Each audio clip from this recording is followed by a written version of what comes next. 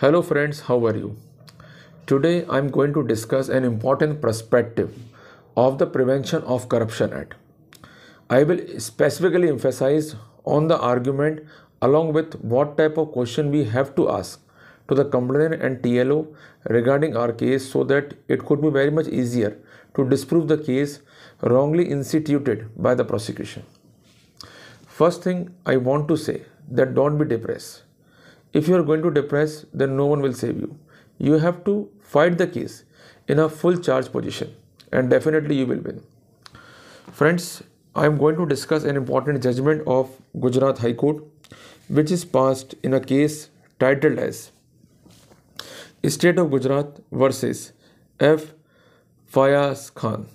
The judgment is pronounced on 7th of February 2023 and the appeal number is 822/2006.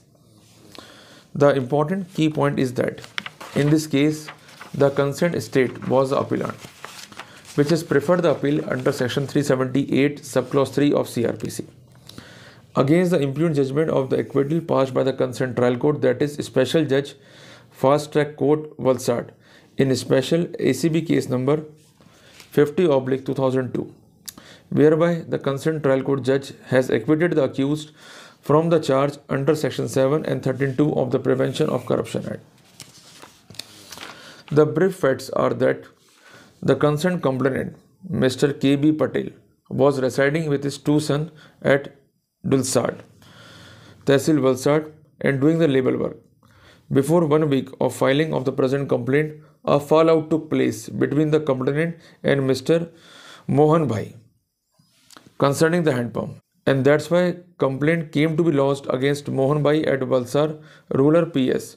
At a time of complaint, the respondent accused was serving as head constable and investigating the complaint filed by the complainant against the said Mohan Bhai. You got the point now? So there are three persons right now. One is the concerned complainant, second is Mohan Bhai, and third is the concerned accused, who was head constable and serving as investigating officer. The view of the complaint filed by the complainant against Mohan Bhai, a cross complaint came to be filed against the sons of the complainant. So in this manner, the concerned complainant was also booked in another cross case filed by Mr. Mohan Bhai. It was a case of prosecution that respondent accused, means the investigating authority, arrested all the concerned persons who were involved in the fallout which took place in Falia and demanded rupees 800 as illegal gratification for not bringing them on remand. It was a case of prosecution that the said illegal gratification demand by the respondent accused was for his personal gain, and for that complainant gave him rupees 200 on that day, and the balance amount of rupees 600 was to be paid later on. Thereafter, the accused produced all the accused person before the court and they have been released on bail. And after this, it is alleged that he has demanded the alleged amount, that is rupees 600. And the concerned complainant did not want to pay this bribe amount, and that's why he has filed a report before the concerned ACB office, who did the verification as per their protocol. And after doing the pre-trap and post-trap proceeding, ultimately the accused got trapped. Finally, looking into the fact and circumstances, the accused has been acquitted on the ground that no work of the complainant was pending with the accused, and that's why there is no motive or any ulterior motive to demand the alleged illegal gratification or the undue advantage. Being agreed by the same, the concerned state has went into the appeal, and the following 3 points has been urged. Number 1, the judgment is impugned and liable to be set aside. Another point is that all the ingredient of the alleged charge has been proved.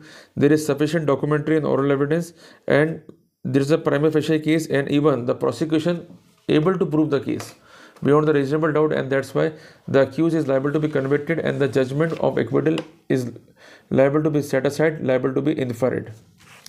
The respondent submitted the following 3 points. Number 1, the accused has not demanded any illegal gratification as alleged in the complaint, because the concerned complainant has put up the said amount in the pocket of the concerned accused deliberately, and this fact has been admitted by him.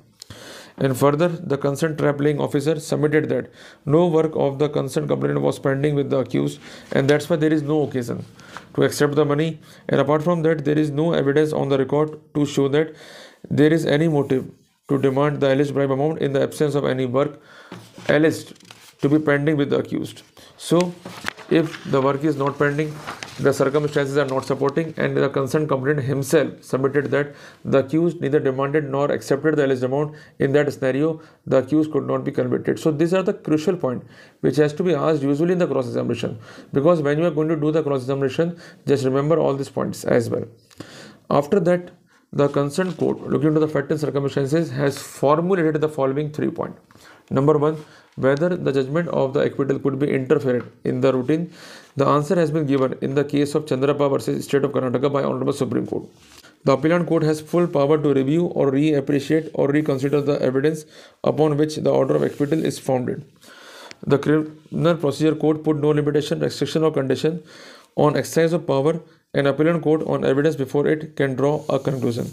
But the primary key is that for interference, the reasons should be substantial and compelling, and the ground should be very much convincing so that the interference could be made.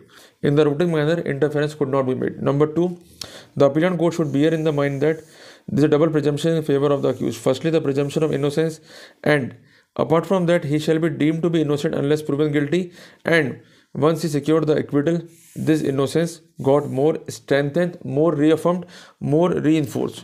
So if two views are possible on the same set of evidence, the appellant court should not interfere with the finding of the acquittal.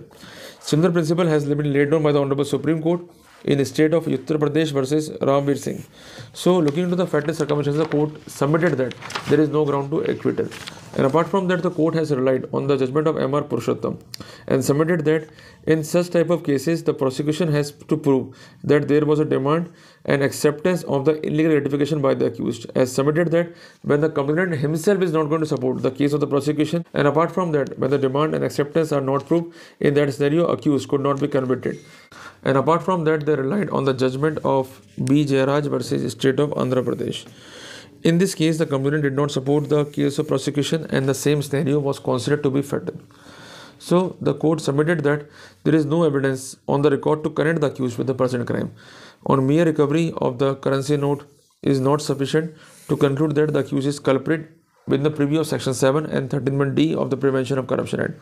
So the court concluded that the concerned prosecution failed to establish the offence, failed to establish the demand, failed to establish the acceptance. Mere recovery is not a ground to connect the accused with the concerned crime. And apart from that, even the independent witness had stated that they were informed about the trial proceeding, but they did not aware of the demand raised by the respondent. So this question is also again important, because you have to specifically question the concerned witness that he has not seen nor observed the alleged transaction.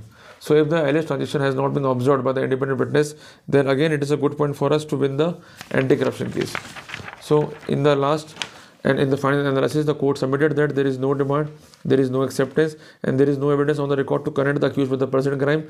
So the court, while considering the case of the concerned accused, has submitted that the impugned judgment is not impugned and it is reasoned and deserves no interference, and finally the appeal has been dismissed. So it is a very good judgment to secure our rights. So if you are having the same problem, you could utilize this judgment to secure your rights. So if this topic inter alia help you to be conceptual in your perspective, just share it. And for recent update in the field of anti-corruption, just subscribe my page so that you could get the timely updates as soon as possible. See you in the next video. Till then, Jai Hind, Jai Bharat.